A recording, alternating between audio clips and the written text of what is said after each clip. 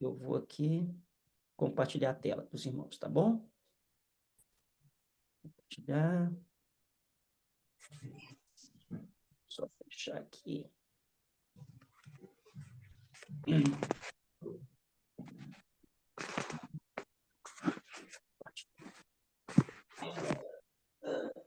Ok? Todo mundo assistindo aí? Vou colocar no modo apresentação. Todo mundo vendo? Amém. Pronto. Sim. Vocês estão com o material aí já que eu mandei, né? PDF, tá bom? Eu vou abrir o meu aqui para a gente poder acompanhar junto, para não ter nenhuma distorção. A gente vai caminhando junto nesse modelo. Pronto, na aula passada nós falamos sobre o que é a igreja, falamos sobre propósito, missão, visão, né? Por que que a igreja tem que ter um encargo, os irmãos têm que ter um encargo e não um encargo. E hoje vamos falar um pouquinho mais agora, já que vocês entenderam o que é a igreja, vamos conhecer melhor como funciona a nossa igreja, já que nós aprendemos como é que funciona a igreja, agora como é que funciona a nossa igreja e se nós entendemos o que são os ministérios, né? E nós aprendemos que cada crente é um ministro. E se cada crente é um ministro, esse crente precisa entender como melhor servir a sua igreja. Amém? Então, nessa hora iremos abordar um pouco mais sobre a Igreja Catedral de Esperança e como funciona os ministérios, já que cremos que cada crente é um ministro e que precisa entender como melhor servir a sua igreja. Vamos lá, então. Nós somos uma igreja com forte senso missionário. Cremos que juntos somos mais fortes para alcançar o nosso propósito, ou seja, aquilo que queremos fazer. Trabalhamos em unidade, onde cada igreja é livre para trabalhar o melhor modelo de visão que se adeque à sua realidade. Mas nós recomendamos sempre a visão dos pequenos grupos. Então, aí nós já começamos a entender um pouquinho sobre o nosso trabalho como Catedral da Esperança. Nós entendemos, como somos uma igreja de forte senso missionário, queremos ganhar vida. Vocês lembram que na primeira aula falamos que o nosso propósito é ter uma multidão que não se pode contar, ganhar muitas almas? Para fazer isso, a gente não faz sozinho, a gente faz unindo forças. Então, nós somos uma igreja com forte senso missionário, mas nós entendemos que nós precisamos ter juntos, para alcançar esse propósito, nós precisamos juntar forças. E é por isso que muitos dos irmãos vieram se unir à Catedral da Esperança. É uma igreja que recebe sempre as pessoas que querem trabalhar e querem desenvolver o seu ministério, porque nós entendemos que cada crente, cada pastor, cada obreiro que vem estar no nosso meio, ele é uma resposta de Deus para que juntos nós possamos cumprir o propósito que Deus tem para nós.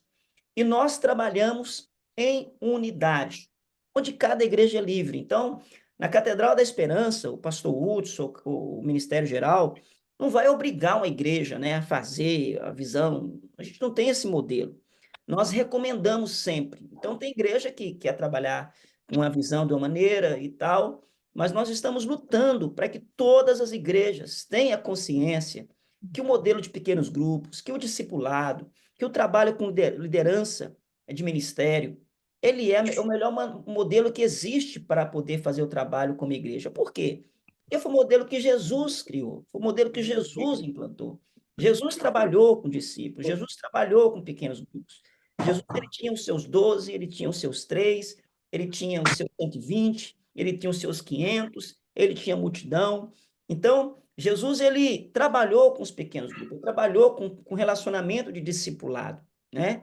Então, se Jesus fez isso, por que nós temos que fazer diferente, né? A igreja em Atos dos Apóstolos era uma igreja que funcionava nas casas. Você vai ver em vários textos da Bíblia que a igreja cresceu muito nas casas.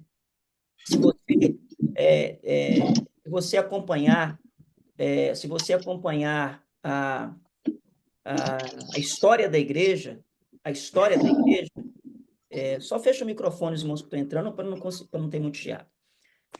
Se vamos acompanhar a história da igreja, os historiadores dizem que o cristianismo cresceu principalmente nos cristãos que eram pessoas simples, mercadores, vendedores, profissionais liberais, que nas suas locomoções, nas suas viagens, nas suas mudanças de lugar, eles levavam a igreja junto com eles, e ali eles implantavam a comunidade em suas casas, e dali nasciam as igrejas, né?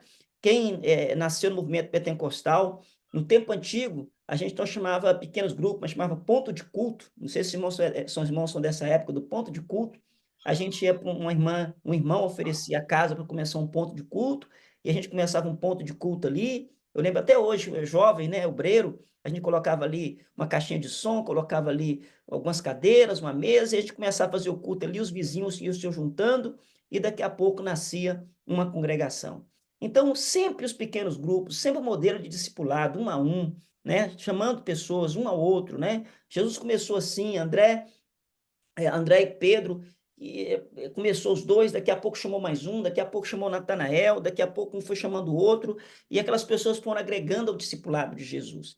Então, nós entendemos que, apesar de que as igrejas têm liberdade para ter sua visão, mas nós estamos lutando para trabalharmos com os pequenos grupos, com o modelo de pastoreio dos pequenos grupos, que nós entendemos que é mais salutar, que é mais viável para a nossa realidade como igreja, tá bom? Então, dentro disso aí, nós começamos então a entrar nos requisitos que nos une como Catedral da Esperança. Então, vamos entrar naquilo que nos une como Igreja Catedral de Esperança. Falamos que o nosso propósito é trabalhar a unidade. Primeira coisa, nós temos o mesmo nome de registro, é registro mesmo aqui em Portugal, não é registro, né? Aqui em Portugal fala registro. Temos o mesmo nome de registro, Centro Pentecostal Europeu das Assembleias de Deus, que é o mais conhecido como CPEAD, né? É o nome do registro jurídico da nossa igreja. Então, todas as igrejas nossas têm o mesmo registro, né? Além disso, nós temos o mesmo nome de identidade, esse nome também que é o nome registrado, que é a Catedral Mundial da Esperança. Então, os irmãos vão viajar, talvez, em alguns lugares, e está lá uma placa assim, CPAD, né? E tem outro lugar que vai estar escrito lá, Catedral da Esperança, não é verdade?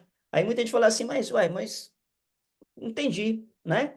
Então, nós sempre recomendamos os pastores, recomendamos aos líderes de igreja, que coloque esse nome da sua identidade na sua igreja, que é a Catedral Mundial da Esperança. E, para ficar mais fácil das pessoas perceberem de onde é, pode colocar lá Ministério CPAD. Então, você está dando a identidade da sua igreja, que é a Catedral Mundial da Esperança, e dizendo que ministério é Ministério CPAD, que é Centro Pentecostal Europeu das Assembleias de Deus. Seria muito importante que os pastores, os líderes, entendessem isso, né? Para não ficar aquela coisa, você vai num lugar, tem um nome, vai em outro lugar, tem outro nome. Então, nós temos essa identidade que nos une como nome, que é isso, Centro Pentecostal Europeu, Ministério CPAD, nome de identidade Catedral Mundial da Esperança, né? Um nome muito bonito que fala justamente trazer esperança para esse continente, para essas nações que precisam de tanta esperança, tá bom? Então, nós entendemos que é a melhor maneira de termos uma identidade de nome é usarmos esse termo aí da maneira como é. Temos também a mesma identidade visual nas redes sociais. Não sei se os irmãos perceberam, houve uma mudança em nossas redes sociais, Instagram, Facebook, YouTube.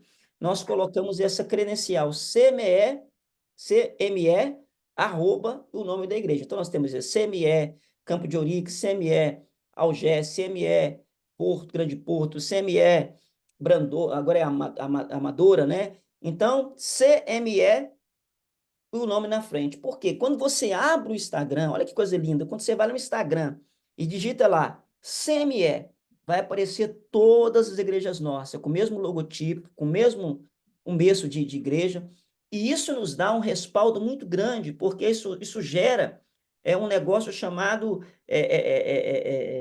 é que fala? O nome que eu posso dar para isso aqui? Isso gera um poder de unidade, um poder de ganho, um poder de crescimento, que mostra que nós não somos uma igreja sozinha, que há várias igrejas que têm a mesma unidade, que têm a mesma visão, que têm o mesmo modelo que o nosso. Então, isso ajuda muito o crente, quando o crente vai de um lugar para o outro, quando alguém quer conhecer a igreja. Eu não sei se vocês sabem, irmãos, hoje, quando uma pessoa quer ir na sua igreja, a primeira visita que ela faz é nas redes sociais. Ela vai procurar a sua igreja na rede social. Ontem mesmo uma pessoa me pediu para indicar uma igreja na Bélgica, e perguntou, pastor, você conhece uma igreja em Bruxelas, ali bem no centro? Eu falei, conheço por acaso um pastor amigo que é pastor lá, e eu mandei o contato do pastor, então ela falou, pastor, a igreja tem rede social? Ou seja, ela queria entrar na rede social da igreja, queria conhecer a igreja primeiro, antes de ir lá. Então, é muito importante, os irmãos, cuidar da sua identidade visual, né? Pastor, nos cartazes que você for colocar, você colocar CME, colocar ali o logotipo da sua igreja, da Catedral da Esperança, colocar o CME, colocá-lo no Instagram. Se você não tem habilidade para isso, gente, graças a Deus, a nossa igreja tem muita gente para servir. Procure um pastor que tem um irmão que pode ser vocês. Temos aí o pastor Otaviano, que é do nosso ministério, que cuida dessa identidade visual também. Temos o Domingos, a minha igreja tem um irmão aqui que ajuda os pastores também. Então, procure, não faça cartaz, não faça propaganda, não faça nada. Tem que ter uma identidade visual bonita, né? Você colocou um cartaz bem feito, você colocou uma identidade bonita, porque isso é a cara da igreja na rede social. Então, vejo muitos pastores que, até com boa intenção de fazer uma programação, vai lá no computador e faz do seu jeito, sendo que não é profissional para aquilo, né? E tem gente que tem já o conhecimento para isso, tem lá logomarca, nossa igreja tem logomarca, nossa igreja tem um nome, temos essa identidade. Isso, além de gerar respeito, gera a nossa identidade. Amém? Vou pegar o quarto ponto e a gente dá uma paradinha aqui, ó. Temos o mesmo número de registro fiscal. Então, não sei se você sabe, toda pessoa coletiva aqui em Portugal, ela tem um número de identidade de pessoa coletiva, né? E a nossa igreja, todas elas têm o mesmo número. Por que que isso é importante, né? Então, por exemplo, ainda que a minha igreja aqui, ela tem uma administração autônoma de gerir os recursos que ela tem, a Campo de Ourique tem, os irmãos de Albufeira tem, os irmãos lá do Porto tem, ainda que tenhamos, nós temos o mesmo número fiscal, né? De contrato, de arrendamento, de patrimônio. Por quê? Isso gera um volume muito bom na área fiscal, quando a igreja vai adquirir algum patrimônio, quando a igreja vai alugar algum imóvel, quando a igreja fazer alguma negociação que envolve patrimônio, quando tem o mesmo número fiscal, isso dá muito respeito, né? Ao contrário de cada igreja ter um número isolado, quando as igrejas se unem dentro de um mesmo propósito, gerando recursos, gerando finanças, isso nos dá um respaldo muito grande quando, por exemplo, o nosso administrador vai alugar um templo, quando ele vai alugar algum imóvel para a igreja. Uma coisa é um pastor chegar e falar assim, olha, eu quero alugar um imóvel aqui, eu tenho aqui 100 membros. Outra coisa é o administrador chegar para alugar e falar assim, olha, nós somos mais de 50 igrejas aqui em Portugal, esse é o nome do nosso número fiscal, essa é a nossa conta, nós temos isso aqui de patrimônio. Isso dá muito mais respeito, isso dá muito mais condições da igreja adquirir ou conquistar um espaço adequado para as suas instalações. Tá bom? Dúvida até aí? Eu posso continuar? Tranquilo, irmãos? Alguma dúvida? Se tiver, levanta a mão e fala aí. Posso ir? Vamos lá. Quinto, trabalhamos juntos com Caixa Nacional de Missões. Então, todas as nossas igrejas, todo mês, nós temos um culto. Nesse culto, nós separamos uma oferta missionária. Nós incentivamos a igreja a contribuir para missões, né? Muitas vezes eu vejo os pastores a colocar assim, culto de missões. Muito cuidado para você ao colocar essa linguagem, porque muitas vezes o crente entende assim, é culto de missões, então o culto vai ser só de missões, eu não estou envolvido com isso, eu nem vou.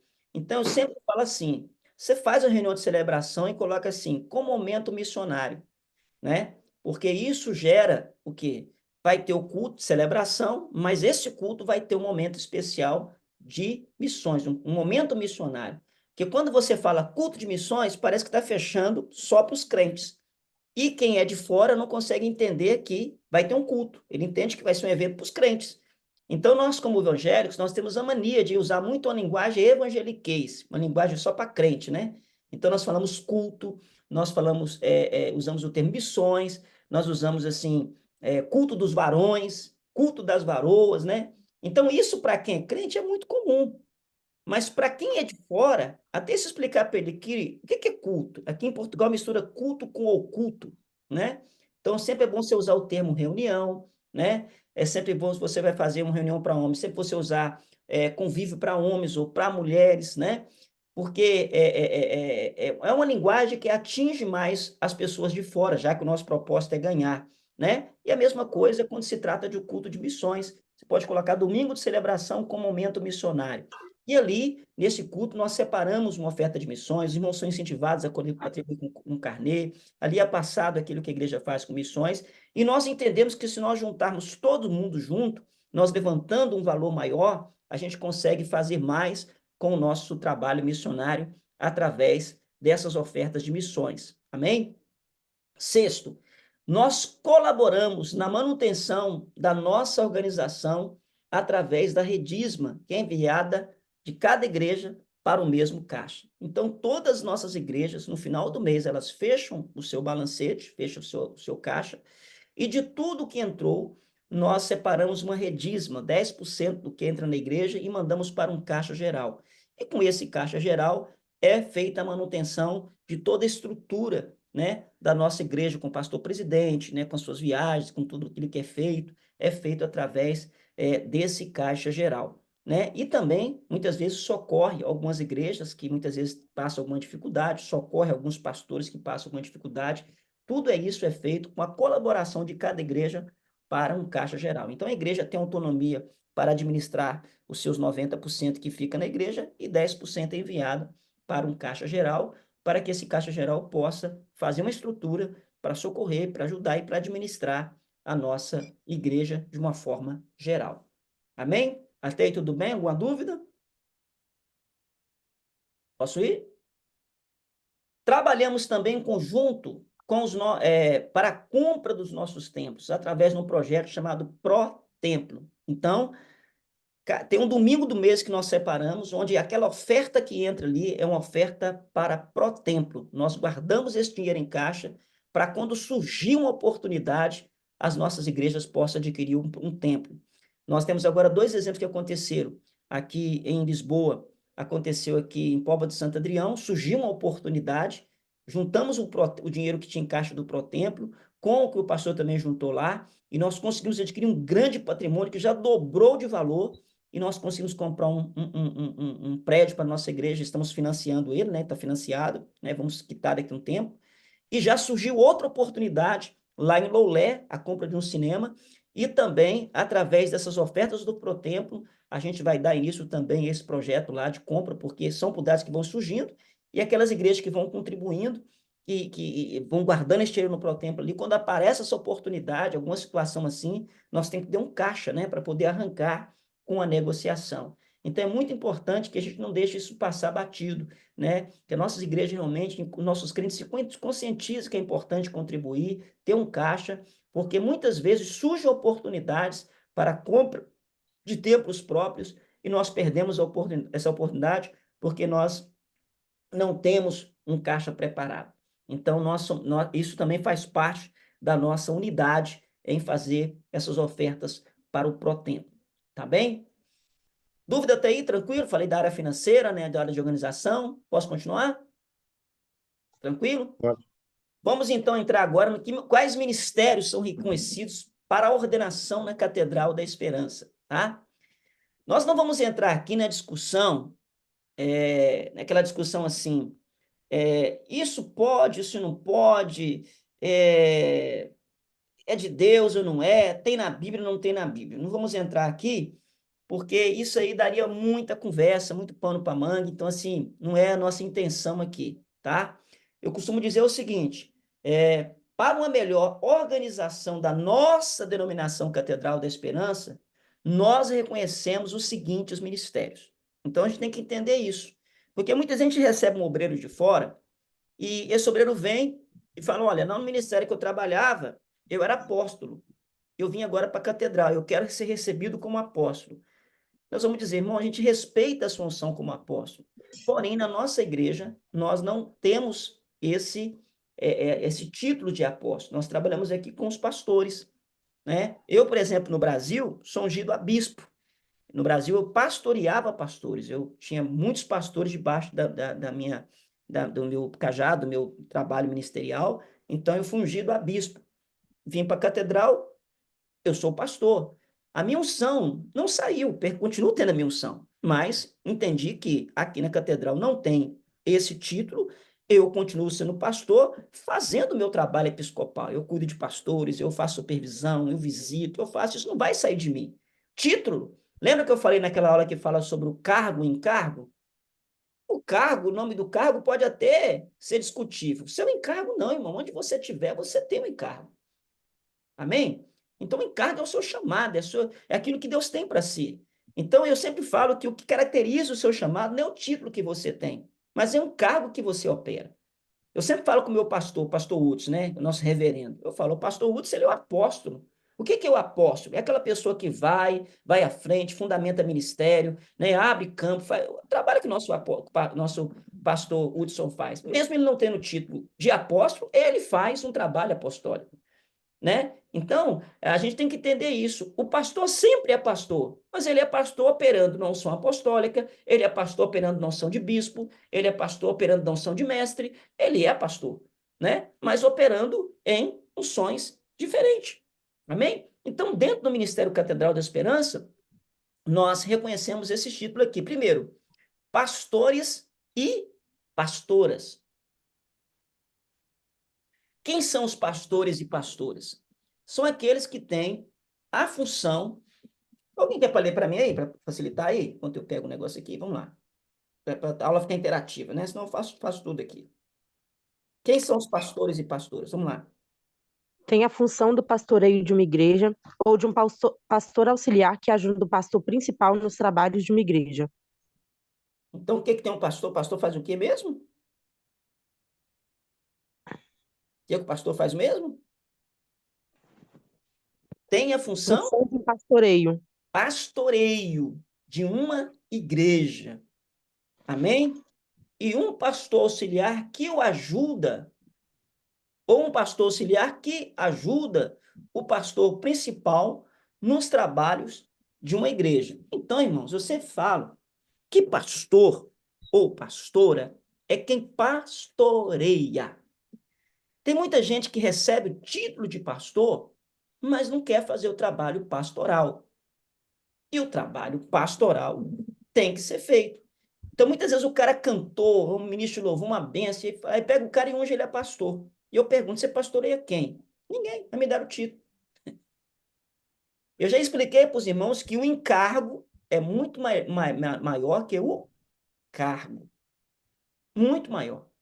E eu sempre falo que uma pessoa tem que ser reconhecida não pelo título que ele tem, mas pelo o encargo ou ministério que ele exerce. Então, para mim, pastor e pastora é quem exerce o ministério pastoral. Ele está exercendo, ele quer cuidar, ele quer fazer alguma coisa para cuidar de gente, né? Tem muito líder de célula, muito líder de pequeno grupo que exerce o ministério pastoral. Ele está cuidando de uma célula, ele está cuidando de pessoas.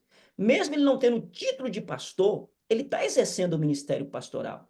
E provavelmente, se ele continuar cuidando bem, ele vai ser reconhecido como pastor, porque ele está fazendo um trabalho. Então, eu sempre falo com a pessoa, não espere você ser ungido a pastor para começar a pastorear. Se você tem um chamado, pastoreie. E o cargo é normal, é subsequente, é a coisa mais comum que vai acontecer. Então, na nossa igreja, nós temos pastores e pastoras que têm uma função de ajudar a pastorear uma igreja principal ou auxiliar um pastor. E, inclusive, nós temos pastoras, está lá na na nossa aula, no nosso documento em PDF. Quem são as pastoras? São as esposas dos pastores, que também exercem o ministério pastoral, em que pese respeitamos as esposas de pastores que falam, olha, eu não quero exercer esse ministério e tal, é meio complicado, mas eu entendo, né? Não obrigamos ninguém a ser chamado do que não quer, né? Mas nós entendemos que o pastor e a pastora são uma só carne. E na medida que ele está exercendo o ministério, na medida que está exercendo, chama o marido e ouvir isso aí, ô Amanda, ó, tá lá no fundo, chama ele aí, ó. Né? Chama ele para ouvir o que eu vou falar aqui agora. Nós entendemos que quando o pastor e a pastora, por serem uma só carne, o ser e a sua carne, e os dois precisam desenvolver o mesmo ministério. Já pensou, o pastor, eu quero pastorear, a mulher não quer, a mulher quer, o marido não quer, fica uma confusão meio complicada, né? Não vai entender o chamado do outro. Então, nós entendemos que os dois, quando é uma só carne, o trabalho anda muito mais rápido. Eu lembro quando eu comecei o ministério, durante muito tempo, eu fui pastor sozinho, a André não queria pastorear, não aceitava o ministério pastoral, até que um dia nós encontramos um discipulador e eu fui nele falar com ele, olha, minha esposa não quer pastorear e eu respeito isso. Ele me deu uma chamada na André e falou, olha, isso não funciona. Um avião não decola com asa só. Vocês só vão romper quando os dois estiverem juntos. E André teve uma corrigida dele muito forte, André ficou braba, e ele chamou a atenção da André e falou, olha, você precisa ajudar o seu marido, sem você ele não vai. Então, André resolveu assumir o ministério pastoral, mesmo assim, meio contra a vontade. É lógico que eu treinei minha esposa, discipulei, ensinei, e depois que André veio comigo para o ministério, nunca mais o ministério foi o mesmo. Rompeu de maneira assustadora, porque realmente ela me completa muito o ministério pastoral.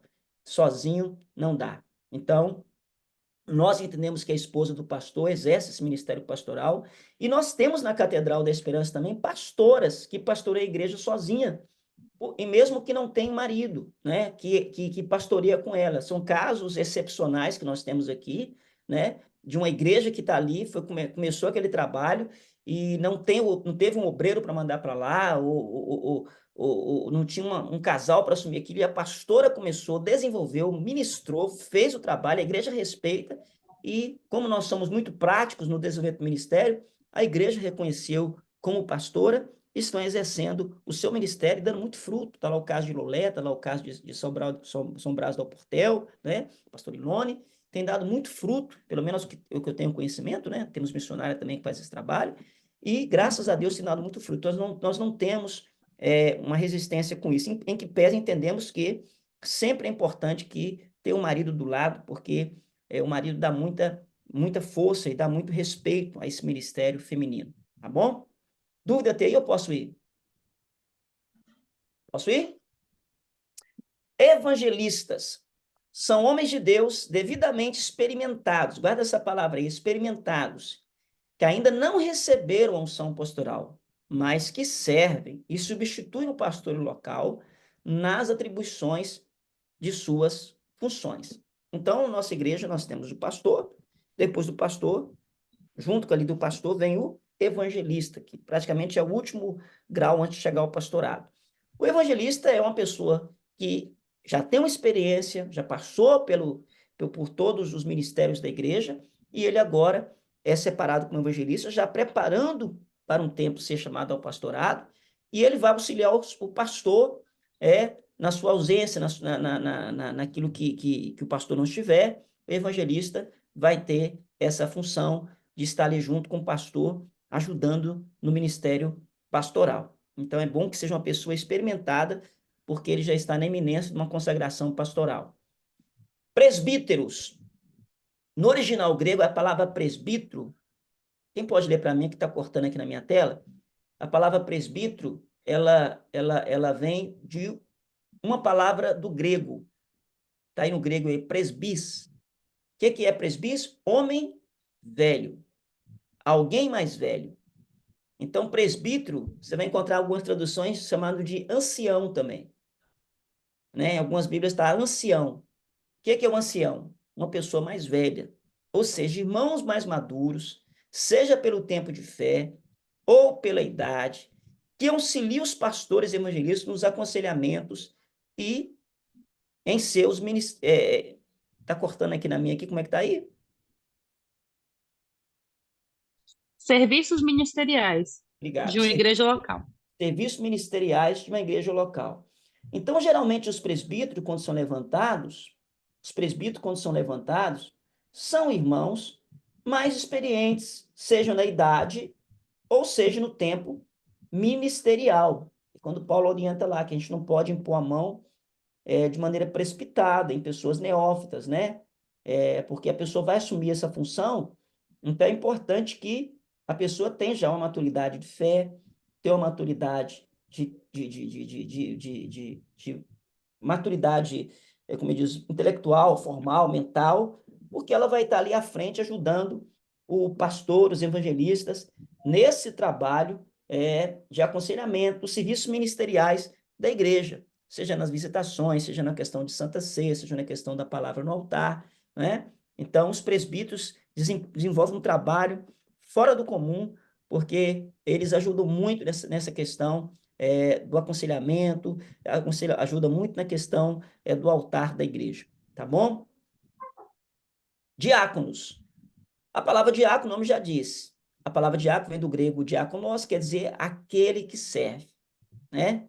Então, os diáconos são aqueles que servem, aqueles que têm a função de trabalhar mais na questão da área material da igreja, né?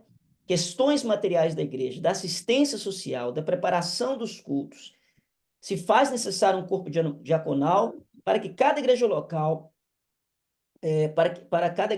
para que os que ocupam o altar da igreja gastem mais tempo com a palavra e oração, enquanto os diáconos cuidam dos serviços do apoio aos membros da igreja local. Isso está em Atos 6. O que aconteceu em Atos 6? A igreja cresceu muito e começou a ter muita demanda, os discípulos, os apóstolos estavam começando a ter muita dificuldade em controlar aquilo tudo, e então eles orando, e a Bíblia diz que eles escolheram homens fiéis, cheios do Espírito Santo, né? Homens que tinham uma boa reputação, para que esses homens ajudassem no trabalho material da igreja, no amparo às viúvas, nos órfãos, né? No trabalho com a igreja local material. Enquanto os apóstolos falaram, nós vamos continuar voltados para a oração e para a palavra, enquanto os diáconos vão cuidar disso. Então, muitas vezes, nós temos um diácono que ele começa no ministério da igreja, ali servindo com as coisas materiais, e ele quer pregar, ele quer estar no altar, ele gosta do altar, ele tem um chamado para pregador, tem um chamado para o pastorado, para o ministério pastoral, e muitas vezes ele fica frustrado, porque ele está ali como diácono e gostaria de estar no altar. Então, deixa eu dar um recado para os irmãos. Nós temos uma apostila própria para os diáconos. Os irmãos, pastor que não recebeu, me fala depois que eu mando. Temos uma apostila própria para os diáconos que fala sobre o trabalho do diácono. Então, muitas vezes a pessoa fica frustrada. E ela não entendeu que quem faz um bom trabalho diaconal, ele está fazendo um ótimo serviço. Porque o primeiro lugar que a igreja vai reconhecer o ministério de alguém é na diaconia. É quando alguém está servindo. Nenhum pastor, meu irmão, bom, que vai ser respeitado pela igreja, ele não começa do púlpito, ele começa servindo. Ele começa servindo as pessoas, ele começa acompanhando as pessoas no serviço material, e as pessoas vão reconhecendo o seu chamado e vão dizendo, olha, esse homem é um homem de Deus. Então, assim, o pastor, ele vai sempre ser um diácono. Sempre, irmão. O pastor, ele pode ter título de pastor, de apóstolo, ele pode ter título de bispo, ele sempre vai ser um diácono, ele vai sempre servir. Aqui na minha igreja até hoje, eu chego no culto domingo de manhã, eu e minha esposa, se eu chego mais cedo, as coisas estão fora do lugar, eu ainda exerço o ministério diaconal. Eu vou limpar, eu vou varrer, eu vou fazer um trabalho, porque isso não me custa caro de forma alguma, sou chamado para servir, né? Agora, é muito importante que a gente tenha na igreja esse trabalho diaconal, porque muitas vezes, amado, o pastor está na igreja pastoreando, tem aquela irmã que é mais idosa, aquele irmão que está doente, tem aquele irmão que está passando necessidade, e o pastor está cuidando das questões materiais, ainda tem que ir atrás dessas pessoas que estão doentes, que estão precisando de um apoio, que estão precisando de uma visita, aquela visita de cunho assistencial, e esse é o trabalho da junta diaconal, né? Eu vou ter aqui uma reunião com meus diáconos com os dias, eu vou bater nessa tecla, que a diaconia precisa cuidar dessas questões materiais, né? A reforma do templo, o cuidado com o templo, as bagunças que muitas vezes na igreja, os diáconos precisam organizar para que a igreja fique organizada. Antes do culto começar, o diácono é o primeiro a chegar, porque ele precisa preparar a igreja para o culto, ele é o último a sair, porque ele tem que conferir tudo, se a igreja tá tudo ok, não deixou nada ligado, errado, não tem nada aberto. Eu lembro que eu tinha uma igreja no Brasil muito grande, e essa igreja tinha várias janelas de blindex. E terminava o culto, eu ficava atendendo alguma pessoa no gabinete, quando terminava o culto, muitas vezes era o último a sair da igreja, e eu fazia questão de ir lá na igreja, conferir janela por janela, para ver se todas estavam fechadas. E acredite, muitas vezes eu pegava uma janela aberta, e aquilo era a porta aberta para um ladrão entrar na igreja. né? Então, os diáconos têm uma função primordial. Eu não vou entrar muito nesse tema aqui, porque os irmãos têm a apostila que fala sobre isso. Mas o trabalho do diácono da igreja, ele é um trabalho muito grande, ele é a peça fundamental ali junto com o pastor, para os dois juntos levar uma igreja a ser uma igreja abençoada. Então, esses ministérios, diáconos, presbíteros, evangelistas e pastores, são os ministérios que nós trabalhamos aqui na Catedral da Esperança. Tá bem? Dúvida até aí? Alguém quer perguntar alguma coisa? Dúvida? Posso ir? Amém? Então vamos lá. Vou pedir um homem para ler para mim aí os ministérios das redes de apoio. Lê para mim aí. Na Catedral da Esperança, entendemos que as pessoas se conectam a grupos de interesse, seja por idade, sexo, dons e habilidades. Sendo assim, criamos vários ministérios de apoio e conexão para que todos se envolvam e sejam úteis em seu chamado.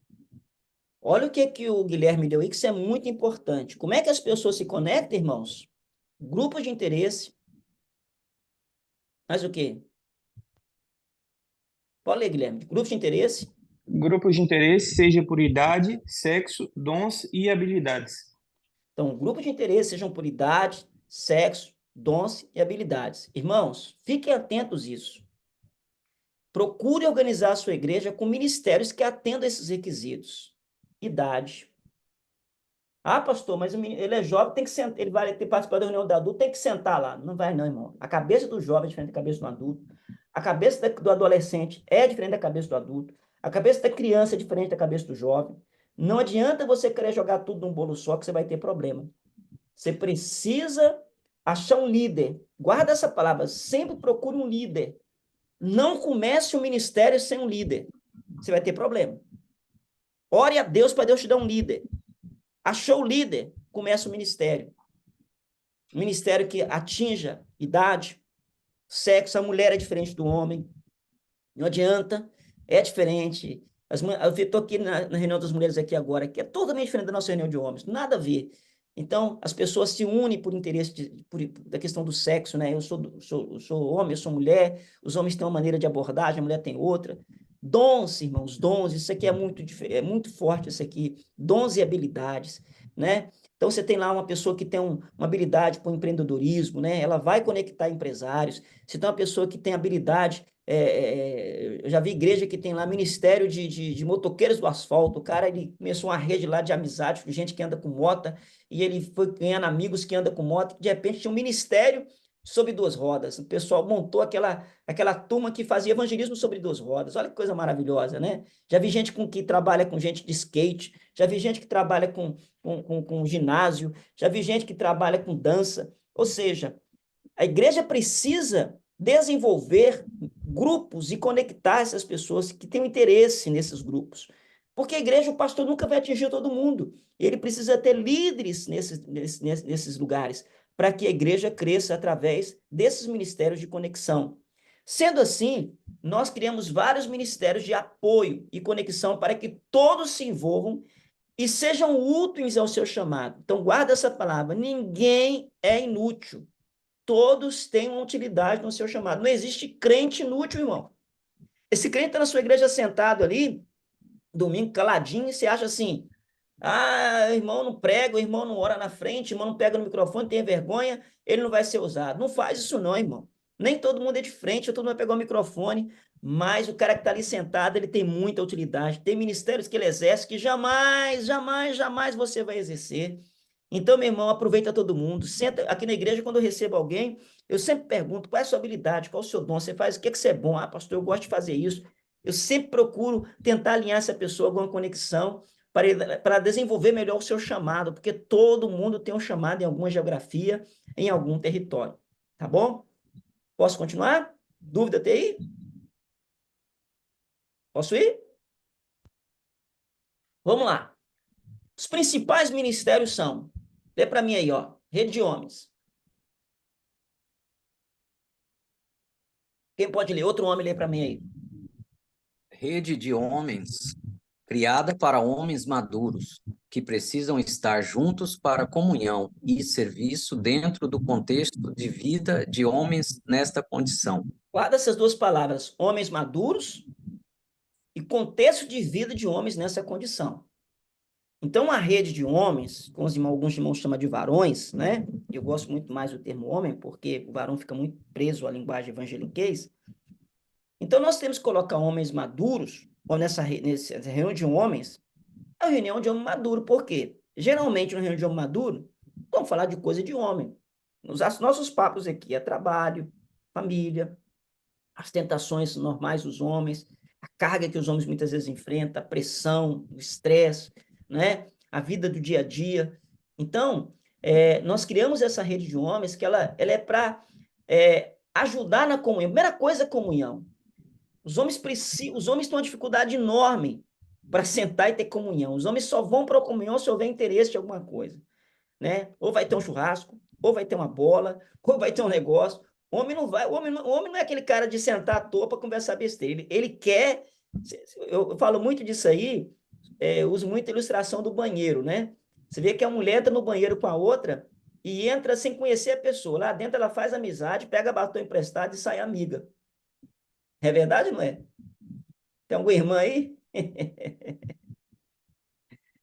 Tem alguma irmã É para. desse jeito, pastor. Não é verdade? É Ela desse entra no jeito. banheiro super Verdade, desconhecida, ela sai verdade. amiga, muitas vezes usa até o batom emprestado e conversa. Agora, um homem entrar no banheiro e conversar com outro, irmão, vai ser problema. Não dá certo, não. O cara chegar no banheiro e começar a puxar assunto contigo, eu vou, peraí. Ali é rapidinho, ninguém olha para o outro.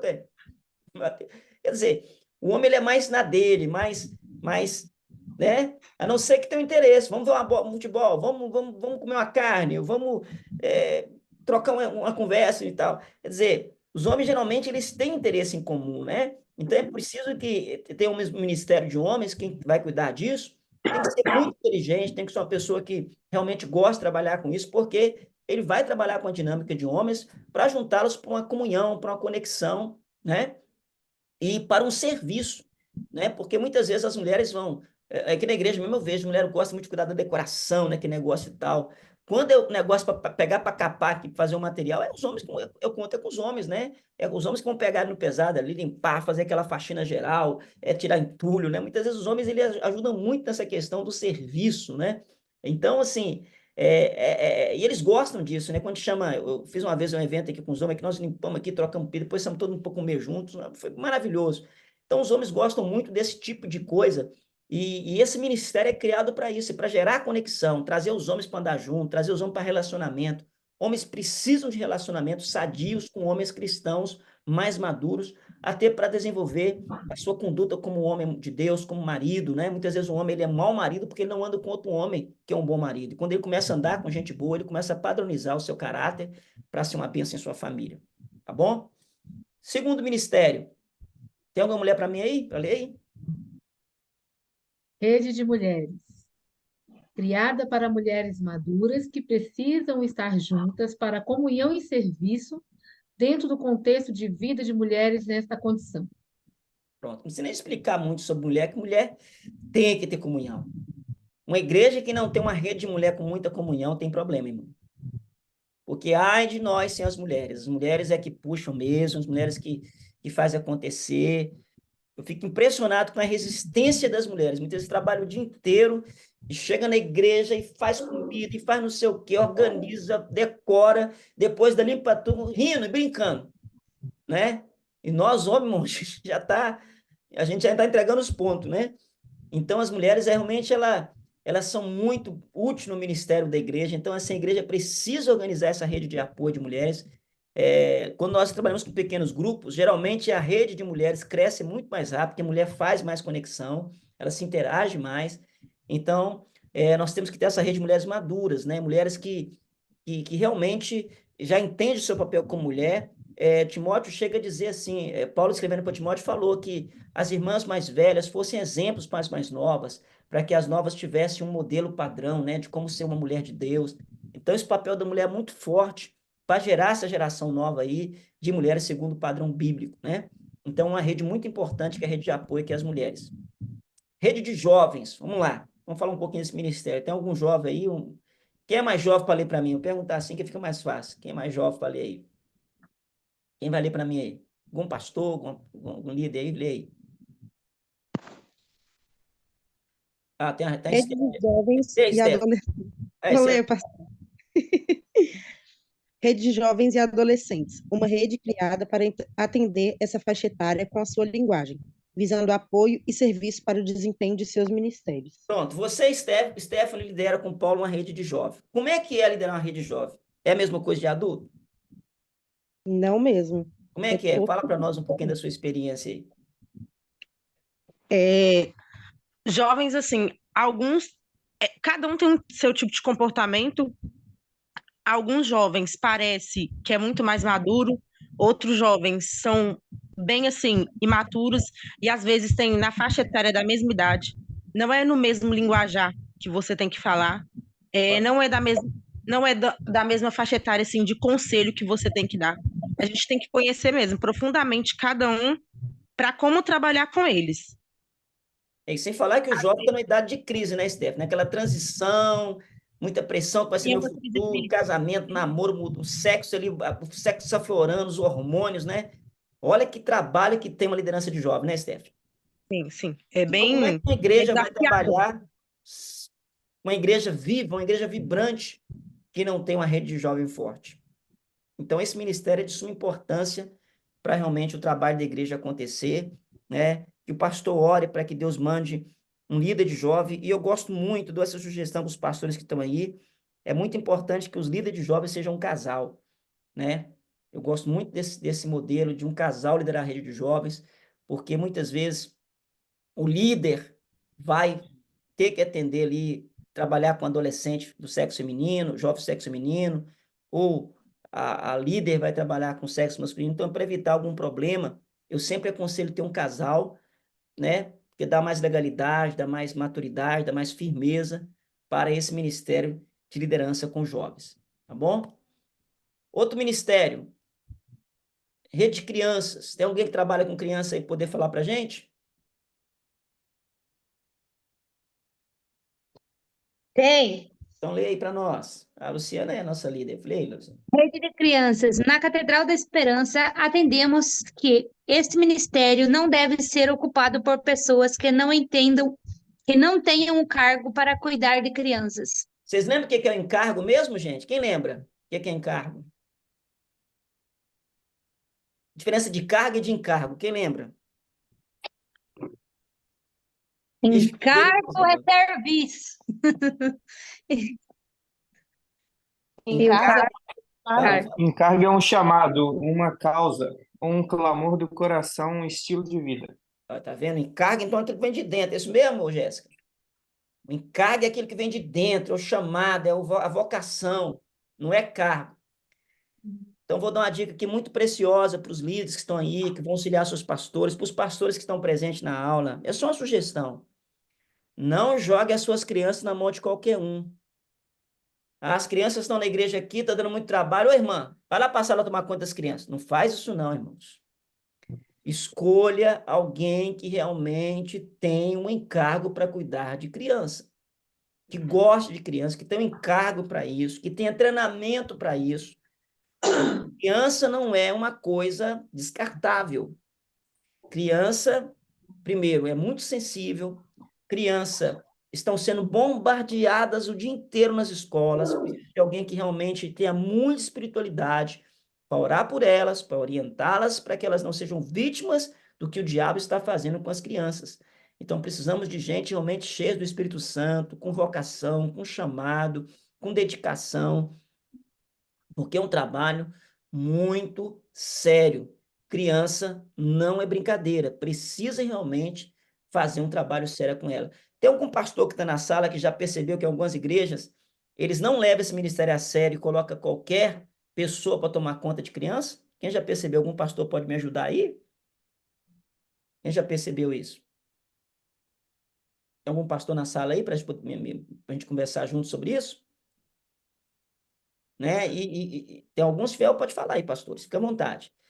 E na igreja, irmãos, eu vejo muitos pastores que vão começar um trabalho na igreja e aquele salão enorme. A primeira pergunta que eu faço é: cadê a sala do Ministério de Criança. Ah, não, tem uma sala aqui. Não, não é isso, irmão. Não adianta você ter uma igreja grande, meu filho, se você não tem um ministério bom de criança. Porque pai que a criança não vai, o pai não vai também. As crianças são um grande... As crianças são um negócio tremendo para trazer pai para a igreja.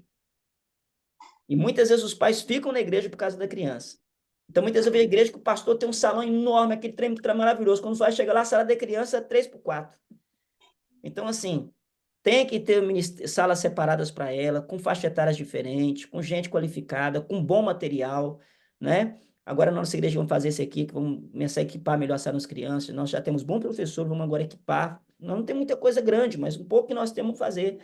Mas é importante investir nessa área, porque criança tem que ser levado a sério.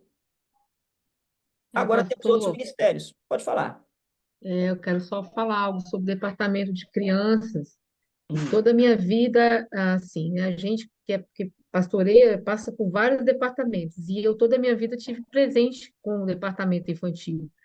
E realmente a minha maior luta por onde eu passei era fazer com que o departamento infantil ele tivesse uma notariedade, não no sentido de ser visado, mas no sentido de ser cuidado mesmo. Porque muitos, essa questão de ter os templos, de investir grandes coisas no tempo, mas não investia muito na sala das crianças. E tem um porém, que muitos não consideram. Nós que estamos dentro da sala de crianças, o porquê da importância. As crianças sim. abrem conosco o que acontece dentro da sua casa, dentro da sua família. Então, tem muito termômetro. A gente, às vezes, a gente consegue analisar como está a família através daquilo que a criança fala dentro da sala de aula. Exatamente. Então, é muito importante. Eu até, na época, criei aqui a capacitação profética para professores. Por que capacitação profética? Porque os professores também, porque às vezes o departamento ele fica esquecido dentro da igreja. É aquele departamento que todo mundo se preocupa com todos os líderes, mas o líder infantil, as professoras de criança, tem que sair desesperada, conseguir dinheiro, conseguir aquilo para conseguir fazer o departamento funcionar bem. Os pais, às vezes, não ajudam, não emprestam o carro, não proporcionam, né, uma forma para poder fazer melhor aí o departamento funcionar. Então, eu acho muito importante, porque, para mim, uma igreja saudável é uma igreja que tem um ministério infantil, além das outras redes, que tem uma rede infantil também funcionando muito bem e assistida. E não é só as crianças, são os professores, né, os líderes que precisam constantemente, porque não é fácil. Ainda mais nos Não dias é de hoje, né? E nossas Não é crianças são muito fácil, atacadas. Então, muito mesmo. tem que ter investimento. Então, fica a dica para os pastores aí, para os futuros pastores que tem nessa sala. Quando você for ter sua igreja, se puder investir nessa área, invista. Invista, crie uma boa estrutura. Eu tenho orado a Deus aqui para Deus nos dar um lugar maior, onde nós possamos ter realmente condições de ter salas, departamento, como as crianças merecem. E uma criança bem discipulada, meu irmão, é uma vida inteira que você ganha para Jesus, né? Ela vai crescer um jovem muito bom, ela vai crescer um adulto muito bom, porque ela foi desenvolvida. A Bíblia já diz, ensina a criança no caminho que deve andar, ainda que ele fique velho e vai esquecer dele, né? Vamos para outro ministério? Ministério de Artes e Dança. Pastor, mas esse negócio na igreja é importante? Lê para nós então, hein, Jéssica, esse negócio é importante aí. A Jéssica é líder de dança, lê para nós aí. Ministério de Artes, Dança, Louvor, Teatro. Acreditamos que tudo pertence a Deus. As artes são de Deus e cremos que tudo deve ser usado para glorificar a Deus e ser usado para levar as boas novas através destes ministérios. Pois é, a gente mais antigo foi criado numa visão, acho que a Amanda lembra disso, o pastor Weber que deve estar na sala, o pastor Sandro, né, os demais pastores, que música do diabo e música de Deus. Quem já ouviu essa expressão? Tem algum pastor mais na sala aí? Eu tô sentindo falta, meus colegas pastores estão caladinhos, pastor Anísio, vocês estão aí? Alô, ressuscita-me. Estamos aqui, pastor, estamos aqui. Fábio. Quem já ouviu essa expressão? Música do diabo e música de Deus. Já ouvi, já. Inclusive diz que a música do rock é a música do diabo, né? Então, deixa eu explicar para vocês uma coisa aqui para quebrar esse paradigma. Não existe música do diabo nem música de Deus, irmão. Para com isso. Todo dom, a Bíblia fala que todo dom perfeito vem de Deus. O diabo não tem poder de criar nada. É verdade. A música é de Deus, seja ela o ritmo que for, seja ela da onde for, a música é divina. Aliás, a música é uma coisa universal que só pode vir do céu. O que existe é letra mundana e letra que edifica. Inspirada. É letra inspirada, obrigado. Letra mundana e letra inspirada. E vou dizer para vocês, tem muito hino na igreja que não tem inspiração bíblica. Se você pegar o hino e olhar ele teologicamente, ele é uma aberração teológica. Ele não tem nada de Deus, a gente está cantando na igreja, como se fosse de Deus. E tem muita coisa cantada no mundo que é mais bíblica do que o que é cantado na igreja. Tem uma música de uma banda aí que eu não vou falar aqui para fazer propaganda, e que eles cantam assim que ainda que eu falasse a língua dos homens, ainda que eu falasse a língua dos anjos, é só o amor, é só o amor. Uma música que canta 1 Coríntios capítulo 13, né? Música de uma banda do mundo. E tem gente na igreja cantando louvores que não tem nada de bíblico, né? Uma adoração que as pessoas ficam mais depressivas do que edificadas, né?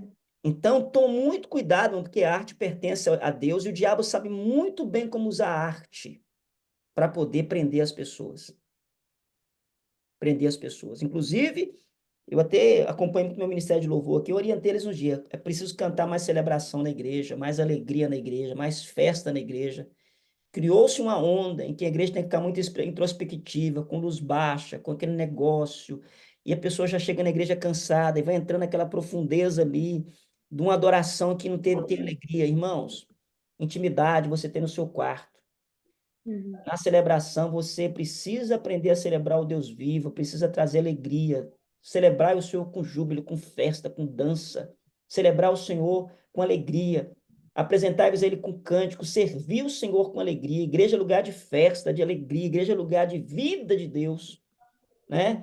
E por isso que é importante a dança, é importante o louvor, é importante o teatro, porque vai expressar uma linguagem teatral aquilo que Deus está fazendo. Quantas peças tremendas que a pessoa vê aquilo ali, chora e converte através daquela ministração.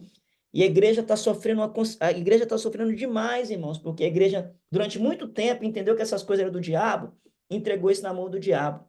E o diabo hoje é dono da arte, o diabo é dono da dança, o diabo é dono da música, o diabo é dono da literatura, e a gente está consumindo coisa mundana. Somos escravos dessas coisas porque os crentes saíram da arte, sendo que a arte é de Deus. E nós cremos que esse ministério tem que ser usado para glorificar a Deus, para levar boas novas através desse ministério, né? A música, irmão, em qualquer lugar que você for do mundo, não tem como você negar, não tem como as pessoas negar ouvir uma boa música. E como você pode evangelizar através de uma boa canção. Então, é muito importante, eu quero aqui dar uma pincelada no Ministério de Louvor. Irmãos, Ministério de Louvor é para quem tem chamado encargo para ser ministro de louvor. Muitas igrejas colocam, irmã, eu quero cantar na igreja, então vamos lá cantar. E coloca a pessoa para cantar na frente, a pessoa não tem ministério de adoração, a pessoa não tem chamado para aquilo, não gosta da música, não gosta de orar, não gosta de adorar, ela só quer cantar. Ainda fala assim, vou cantar um hino para louvar o Senhor, não preparei muito bem não, os irmãos ficam em espírito de oração e dão ver o que vai dar. Quem já ouviu essa frase? Faz isso não, irmão. Para Deus é o melhor, para Deus é dedicação, para Deus é um ministério, você tem que preparar para aquilo. Você está entregando o seu ministério ao Senhor. E Deus habita no meio dos louvores. Então, procure colocar na sua igreja gente que tem vocação para o ministério realmente de música, para o ministério da dança, para o ministério da arte. Não coloque pessoas que só querem aparecer com o microfone e cantar na frente. Precisa ter um chamado, precisa ter uma vocação, um encargo para ocupar esses ministérios. Amém? Posso ir? Amém. Ministério de pequenos grupos. Quem pode ler para nós aí? Estou acabando, vamos lá. Ministério de Pequenos Grupos. Lê aí. Ministério de pequenos grupos. Acreditamos muito que a igreja cresce através de relacionamentos. Por isso, aconselhamos cada igreja a ter pessoas treinadas e capacitadas para liderar em pequenos grupos. De relacionamento. Onde pode se reunir em casas, trabalhos, parques, onde serão juntos para edificarem umas às outras através do discipulado e do cuidado. Meus amados pastores que estão comigo nessa sala, você não vai ganhar todo mundo, você não vai cuidar de todo mundo, você não é o Superman, a Mulher Maravilha. Você precisa ter discípulos junto contigo para te ajudar a pastorear a igreja. Ah, pastor, eu tenho um presbítero, tenho um evangelista. Não, irmão, estou falando de discípulos que cuidam de pastoreio, que ajudam a cuidar de gente.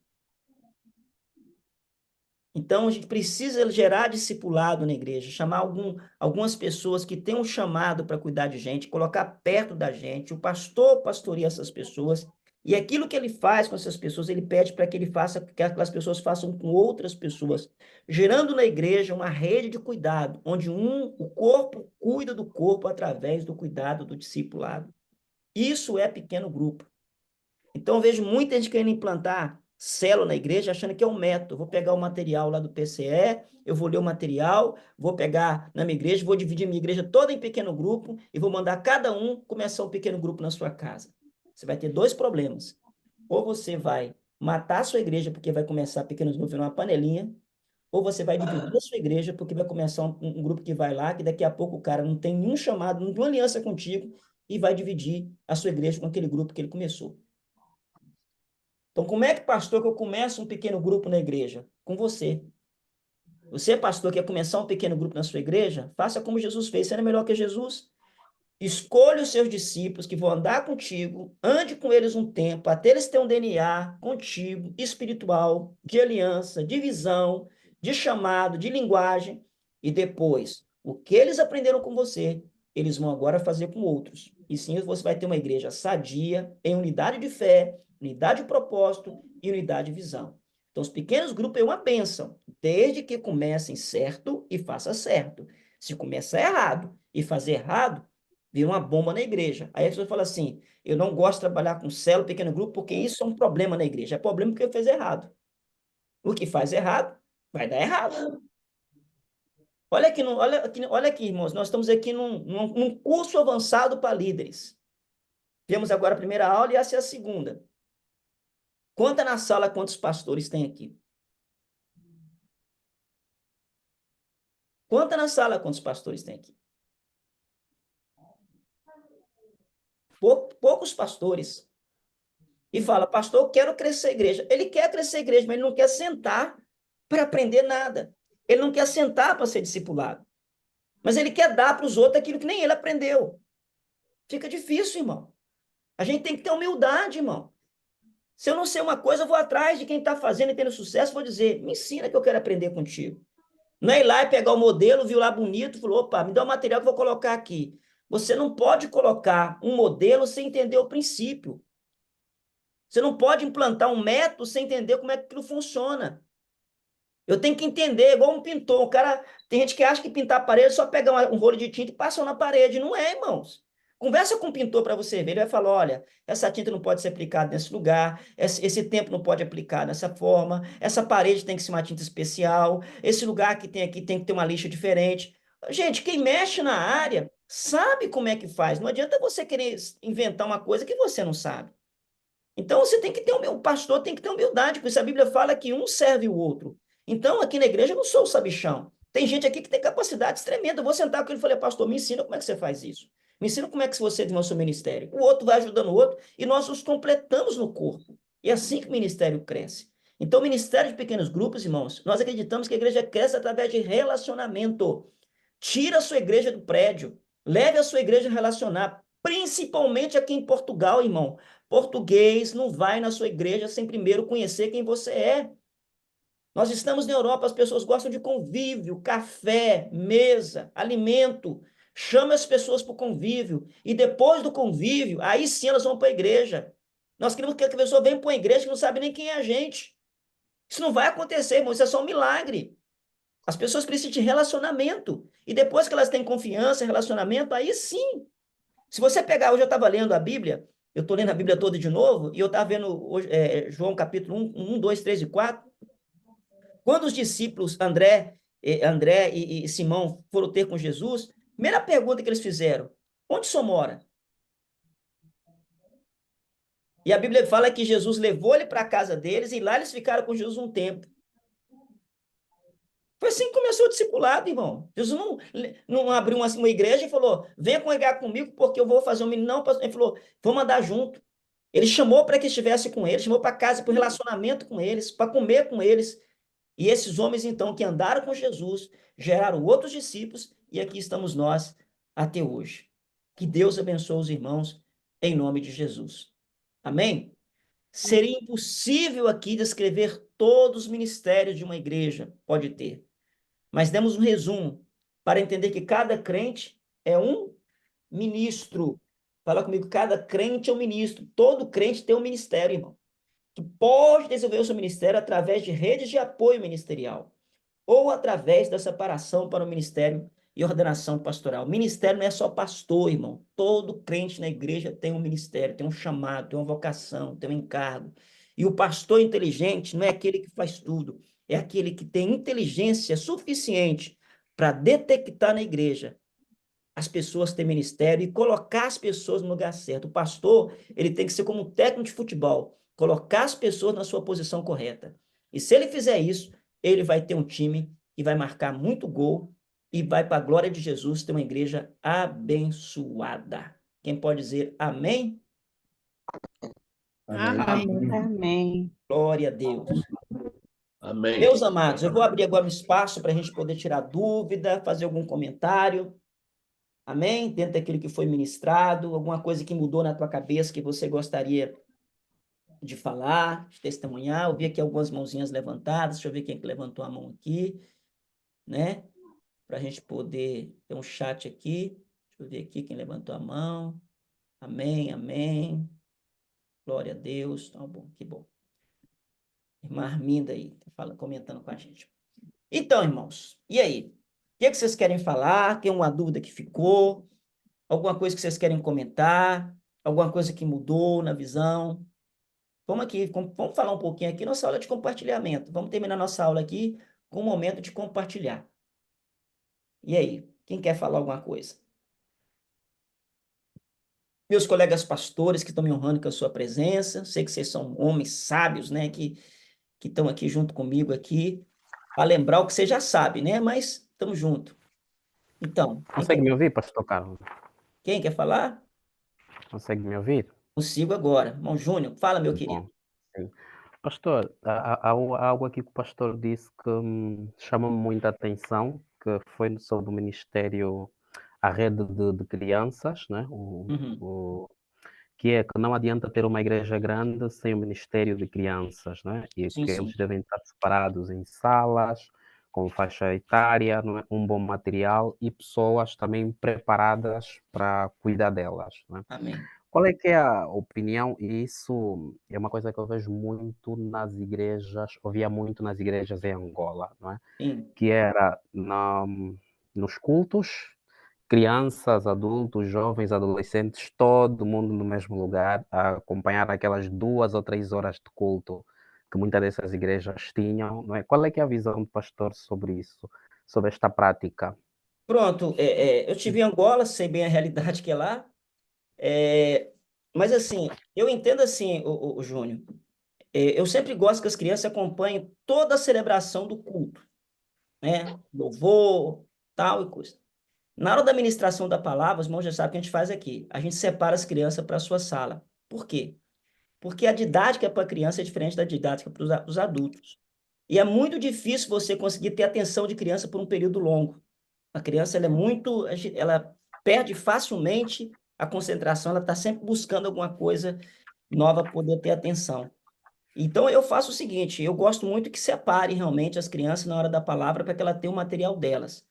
Quando isso não é possível, as crianças precisam ficar na igreja, aí o pregador que está no culto, que o pastor, ele precisa baixar o nível da sua linguagem para as crianças conseguirem assistir o culto. E eu falo que um bom pregador é quando ele tem criança no culto e quando termina o culto, as crianças gostaram da mensagem. É sinal que ele pregou muito bem. Porque a mensagem foi tão simples que até as crianças entenderam. Amém? Amém. Obrigado, viu, Júnior, pela participação. Amém. Tem mais uma. Pode falar. Estamos aqui para Sobre isso. sobre os ministérios, não é? Os de pastora, evangelistas, presbíteros e diáconos, não é? Esse termo que o pastor utilizou sobre o cargo e o encargo também marcou-me bastante. E a minha pergunta é a seguinte: se a pessoa tem um encargo, não é? Um chamado, uma vocação, por exemplo, de diácono, não é? E um pouco a tendência no mundo todo das igrejas, de forma geral, é fazer aqui uma progressão, não é? Nos ministérios das pessoas, também para dar resposta às necessidades da igreja, não é? Sim. Porque se a igreja está a precisar de um evangelista, está a precisar de um pastor, eventualmente faz-se uma progressão do evangelista para essa posição. Sim. E se o chamado ou a vocação desta pessoa não é para pastorear uma igreja, por exemplo, não é? E ela depois é consagrada, é separada para esse ministério quando ela tem a vocação, por exemplo, de evangelista ou de diácono. Como lidar com isso, pastor? Pronto, boa pergunta, viu, Júnior? Tem muito pastor aí morrendo com depressão e se suicidando, porque nunca deveria estar no ministério pastoral. É um ótimo diácono, nunca deveria ter saído de lá. Nunca deveria ter saído de lá. Nasceu, tem uma vocação para diaconato, nasceu e tem uma vocação para evangelista. Inclusive, muitas vezes você tem evangelista que o evangelista ganha muita gente, traz para a igreja, o cara acha que o cara é pastor. Você coloca na igreja, ele mata a igreja em pouco tempo. Porque do jeito que ele ganha, ele perde, porque ele é evangelista. O profeta, então, nem se fala. O profeta que não tem um pastor vai cometer loucura. Porque o profeta, ele pega a coisa grossa que vem de cima e do jeito que ele pega, ele quer entregar. E muitas vezes ele é mal compreendido. Então, todo pastor precisa de um profeta e todo profeta precisa de um pastor. Moisés, quando ele foi falar com o faraó, ele precisava do seu irmão. Ai, fugiu o nome agora? Ai, fugiu o nome de Moisés. Arão. Precisava de Arão para falar com o faraó. Então, Deus falava com Moisés, mas quem falava com o faraó era Arão. E a Bíblia diz bem claro que quando Moisés ficou com dúvida, com medo de falar, Deus falou com Moisés assim: eis que vem aí o teu irmão Arão, e ele ficará muito alegre em te encontrar. Ou seja, Arão precisava do pastor, mas o pastor precisava do Arão. E você viu o que deu quando Moisés sobe ao monte e deixou Arão com o povo lá embaixo. Fez besteira, fez um bezerro de ouro, e quando Moisés desce, tinha um bezerro de ouro lá embaixo. Um homem que era chamado para ser o sacerdote, para poder falar. Então, o Júnior colocou uma colocação que é muito importante, Júnior. Eu aqui na minha igreja sempre faço o seguinte, eu pergunto muito meus obreiros, você quer ser pastor? Você tem um chamado pastoral? Está aqui o Eda aqui, que é presbítero, está aqui o José Filho, que é evangelista, e a primeira pergunta que eu fiz para eles, quem de vocês tem um chamado pastoral? Pastor, eu tenho. Então, vou te preparar você para ser pastor. Pastor, não tem. Eu não quero ser pastor, eu quero ajudar o senhor. Então, ele é um presbítero, vou trabalhar com ele no ministério de presbitério. Eu tenho um diácono aqui na minha igreja que já falou comigo, pastor, eu tenho um chamado e tenho uma vocação pastoral. Ele está como diácono ainda, mas eu já estou investindo nele como pastor. Tudo que eu tenho, estou compartilhando com ele para que ele desenvolva o seu ministério pastoral. E há pessoas que não querem crescer no ministério pastoral. Pastor, eu quero servir, eu quero estar aqui como um obreiro, posso ajudar e tal. E lá ele vai ficar, pode pregar bem, pode ter uma grande unção. Estevão foi um grande diácono, cheio do Espírito Santo. Um homem que pregava tremendamente e era um bom diácono. Ele não foi chamado para ser apóstolo. Então, a gente tem que entender o chamado de cada um. E eu falo muito esse recado para pastor. Se você está pastoreando a igreja e está pesado para você está angustiado, avalie o teu ministério, irmão. Porque o que está pesado, você não está fluindo na unção que você for chamado. Acha o teu ministério. Não mata você e nem mata a igreja, não. Acha o teu lugar, para que você não prejudique o rebanho. Eu não sou burro, não sou bobo, o que eu faço hoje? Eu tenho certeza que eu tenho um ministério mais voltado para o ensino, para o pastoreio de pastores. O que é que eu estou fazendo com a minha comunidade? Eu estou preparando pastores para fazer mais o ministério pastoral, para que eu tenha mais tempo para fluir no ministério que eu fui chamado. Amém? Para que eu não fique sufocando a minha igreja, nem matando o meu ministério, nem matando o ministério de quem está junto comigo. Então, você precisa entender qual é o seu chamado e fluir nele, para que você não seja peso nem peça outros de crescerem. Viu, Júnior? Então, muito obrigado a sua colocação. E eu trabalho muito assim, eu pergunto à pessoa, qual o chamado que você tem? Então, vamos trabalhar nisso aqui, vamos desenvolver. Vou discipular nesse sentido. E se eu tenho um bom diácono e tem um diácono que é muito bom e o cara fala que é só um bom diácono, eu vou pegar um diácono mais experiente e vou colocar para discipulá-lo, para que ele faça bem feito o trabalho que já está fazendo. Agora, se ele tem um chamado para pastorear, eu vou trabalhar com ele nesse sentido. Tanto é que aqui na igreja, os discípulos de célula, que estão cuidando de gente, eu estou os pastoreando de perto, porque já que eles vão cuidando de gente, eles precisam aprender comigo como é que cuida de gente. Mas não significa que eu não tenho outros ministérios. Eu tenho outros ministérios de outros discípulos que ocupam outros ministérios e eu preciso trabalhar com eles para que eles façam os ministérios nos lugares que eles são colocados. Então, eu sou aqui um facilitador para que os ministérios fluam. Eu não sou o líder que faz tudo. E é assim que tem que funcionar a igreja. Obrigado, Júnior, pela colocação. Mais alguém? Quer tirar mais alguma dúvida? Ou quer colocar alguma colocação? A pastora Arminda?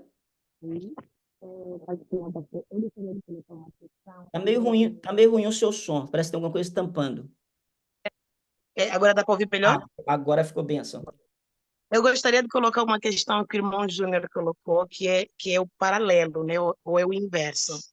Muitas das vezes, pela necessidade da obra, pela necessidade da igreja, o pastor ou o líder, ele se sente, né, na obrigação, não, pressionado, de alguma forma, a levantar alguém ao ministério.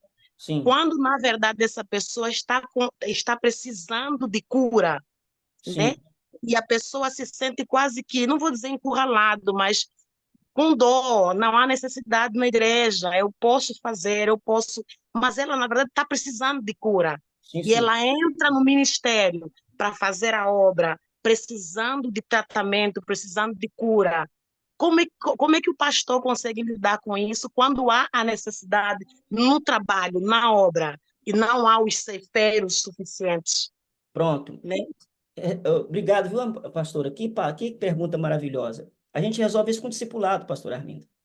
Infelizmente, as pessoas são colocadas na igreja nos cargos sem ser discipulado. Então, você nunca deve colocar alguém em posição de liderança na igreja, de frente, sem estar contigo em discipulado. Porque no discipulado é na mesa, no comer junto, é no andar junto que é a cura. A cura não acontece na posição, na reunião de ministério, na reunião de liderança, de presbitério. Isso não acontece cura. Ali é um lugar de passar informação. A formação acontece no dia a dia. A formação acontece andando junto, é comendo junto, é relacionando. É ali que acontece a formação do dia a dia. Muitos pastores falam, estou fazendo reunião com o ministério, estou discipulando. Não, isso não é discipulado. Reunião com o ministério é discipulado. Pega com Jesus. Jesus discipulava como? Andando no barco, subindo no monte, né? Comendo na casa de um, comendo na casa de outro, pelo caminho. Isso é discipulado. Discipulado é andar junto. Então, muitas vezes um discípulo não vai na reunião com 10 pessoas, abrir o coração e dizer que está com problema.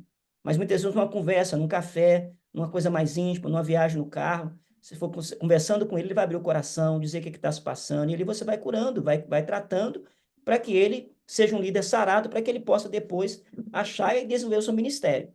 Então, isso resolve com o discipulado.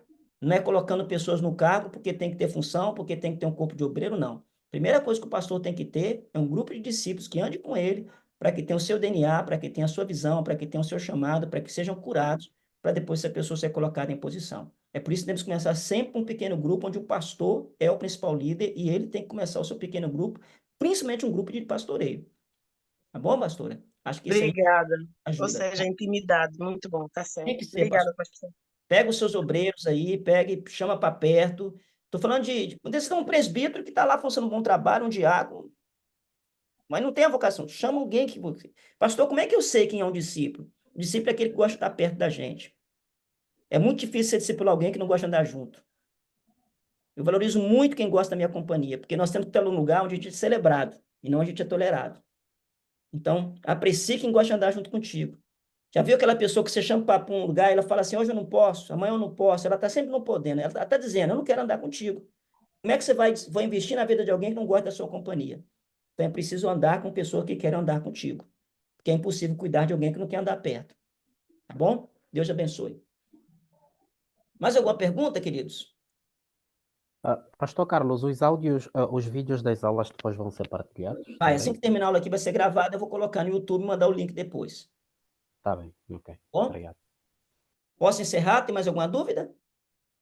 Pastor Carlos, né, na próxima aula, não sei se dá tempo, dentro disso que nós estamos vendo, dentro da pergunta que a pastora fez, é uma realidade que nós vivemos, né? O que fazer quando a gente está fazendo e, de repente, a pessoa ela não está curada ou ela não resolveu por aquilo que ela está realizando dentro da igreja? Eu me lembrei daqueles três, Demétrio, Diótrefes e Gaio.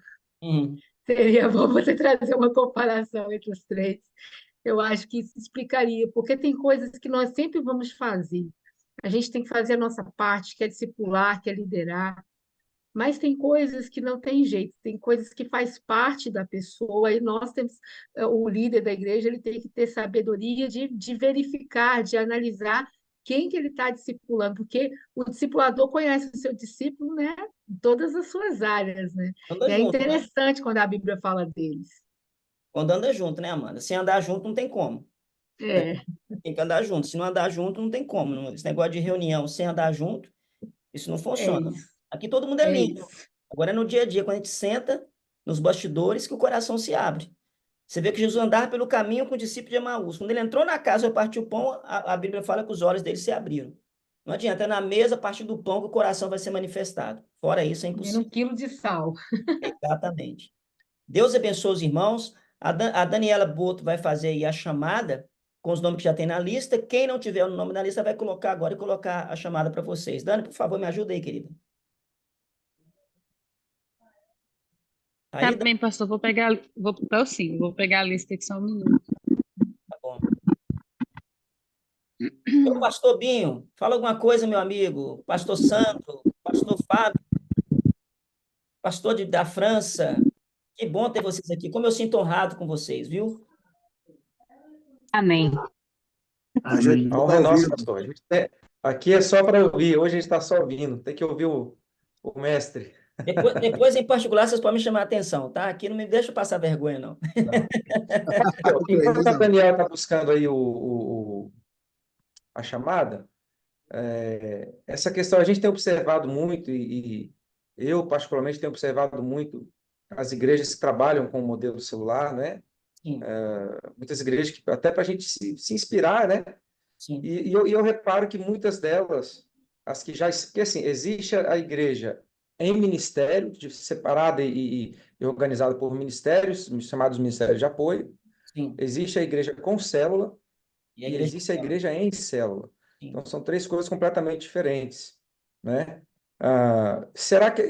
E eu reparei que as igrejas em células, elas não trabalham com os ministérios de apoio. A célula é a única forma de pastoreio, né, de apoio. E eu reparei que essas igrejas, já que a igreja em célula, não a igreja com célula.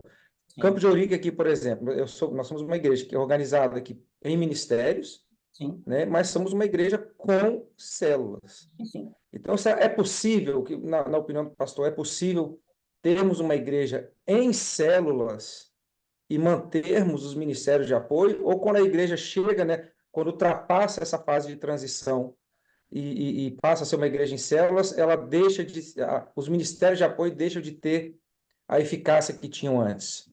Pastor Binho, muito boa pergunta. Eu desconheço. Eu trabalhei com videira, trabalhei com M5, trabalhei com M12, trabalhei com G12, trabalhei com...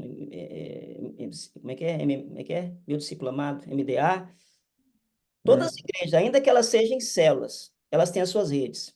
Ela tem que ter suas redes. Porque, ainda que tenha células, o crescimento, depois as redes, na verdade, é juntamento de todas essas células. E eu até cometi um erro no passado que hoje eu não cometo. Na época, eu separei alguns discípulos para andar comigo, e quando as redes cresceram, eu fui colocar o líder de rede, infelizmente, o meu líder de rede não tinha liderança com os líderes da sua rede. Então, hoje eu faço diferente. Primeiro, eu coloco o líder da rede, e na medida que as células vão crescendo, eu vou jogando os líderes de rede Os líderes que trabalham, por exemplo, eu tenho 5 líderes de célula de jovens, mas eu quero já que o meu líder de rede, da rede de jovem, seja o discipulador desses líderes de célula de jovem. Isso mesmo. Entendeu? Para que eu cometi um erro no passado, hoje eu não cometo, já cometi esse erro. Aí eu criei uma rede de jovem, e quando eu coloquei o líder da rede de jovem, o cara não conseguia juntar os líderes, porque não tinha convívio, não tinha conexão, porque ele nunca gerou ninguém ali. Então ele foi colocado no cargo, mas não tinha um encargo, porque não teve a conexão.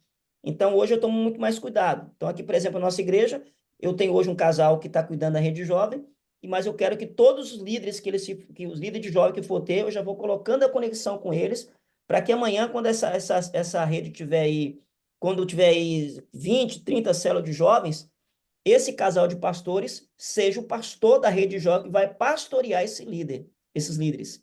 Percebe? Então é possível sim ter uma igreja em célula conectada à rede. É possível. Com as redes. É possível fazer. Sim. Agora, a questão da igreja só em célula, eu já trabalhei um pouco perigoso, porque nem todo mundo vai liderar célula. Nem todo mundo vai ter capacidade, tempo para poder cuidar de célula. Então, eu prefiro uma igreja com célula. Uma igreja onde tem ministério de célula, mas também tem outros ministérios para dar oportunidade para a pessoa trabalhar e que não quer ser um líder de célula, mas ela quer trabalhar em outras áreas da igreja e que talvez não vai estar envolvida com o ministério propriamente de uma liderança de uma célula, né? Mas ela vai estar ocupando outros ministérios. E você não vai estar matando o ministério dessa pessoa porque ela não quer se envolver com a célula. O exemplo muito gostoso que eu vi disso foi a Lagoinha. A Lagoinha é uma igreja que ela trabalhou muito tempo com célula, e você vai na Lagoinha, tem vários ministérios. Na época tinha até quarteirões ali do lado, ali, onde cada prédio era um ministério separado, né? Onde tinha várias gente mexendo com várias coisas ao mesmo tempo, e mesmo assim era uma igreja muito operante com as células. Então eu prefiro esse modelo com as células, onde você consegue Com célula. conjugar as duas coisas, né? Por exemplo, eu sou contra a igreja ficar fechada a semana toda, porta fechada. Ah, mas nós temos célula. Legal. Então, assim, vamos deixar as células trabalhar. Se eu tenho na igreja, eu não tenho hoje, mas se um dia eu tiver liderança, pastores, homens de Deus que possam dirigir culto, eu, para mim, abro a igreja todo dia. Todo dia eu faço uma reunião. Amém? O cara tem um ministério de cura, o cara tem um ministério profético, outro cara tem um ministério de ensino. Amém? Vou deixar a igreja funcionar. Por quê? Tem aquelas pessoas que vão para a igreja, que vão atingir a igreja. E a célula é um lugar para comportar o crescimento que a igreja tem. Então, assim, eu acho que dá para funcionar as duas coisas no mesmo nível. Aí o pastor tem na cabeça assim, não vou abrir a igreja não, senão eu vou matar a célula, porque as pessoas vão, irmão, você precisa entender que vai chegar uma hora que você vai ter várias igrejas funcionando na mesma igreja. Vai ter um grupo que vai estar no templo, vai ter outro grupo reunindo em célula, vai ter o jovem falando não sei o quê, vai ter o ministério de dança fazendo lá em cima. Prepare a tua mentalidade para uma igreja grande, onde você não fica trazendo todo mundo para o prédio, onde todo mundo funciona no mesmo dia, nos lugares diferentes, a coisa acontecendo. Talvez enquanto você tem lá na igreja 30 pessoas com um trabalho com idoso, lá na igreja, um convívio com idoso, e tem uma gente com ministério disso acontecendo, você vai ter 50 células espalhadas ganhando gente naquele dia. Então você precisa abrir a igreja, o leque, para todo mundo trabalhar em função. Então você imagina um cara que chega na igreja desesperado, o cara acordou hoje com depressão, quer suicidar. Passa na porta, está tudo fechado lá, só vai abrir domingo, porque se ele quiser, ele tem que ir numa célula. Ele vai morrer. Então, se eu der até na igreja obreiros, pastores que falam, pastor, conta comigo que o culto de segunda-feira é meu, conta comigo que terça-feira eu estou lá. Meu irmão, tá aqui a chave da igreja, vai lá que é bênção, e se eu puder salariar ele melhor ainda, faça a igreja render, faça a igreja ter entrada, que se tiver entrada, você vai ser remunerado por você trabalhar tempo integral. Eu quero a igreja funcionando, e quanto mais tiver, melhor ainda. Amém? É a visão que eu tenho como igreja. Eu acho que tem que ser a visão que eu tenho, né? Mas obrigado pela sua colocação, viu, pastor Bima? Maravilha, isso mesmo, pastor. Tá bom, obrigado. Mais alguém? Pode chamar as chamadas, Dani? Faz aí. Posso sim. Eu vou usar a chamada da semana passada como Vocês complementam referência. só com quem de referência. Eu vou encerrar a gravação, tá bom? Porque aí fica só na chamada também, tá bom? Tá bom? Tá bem, tá certo. Posso começar? Pode. Só um minutinho. Deixa eu só encerrar aqui a gravação aqui.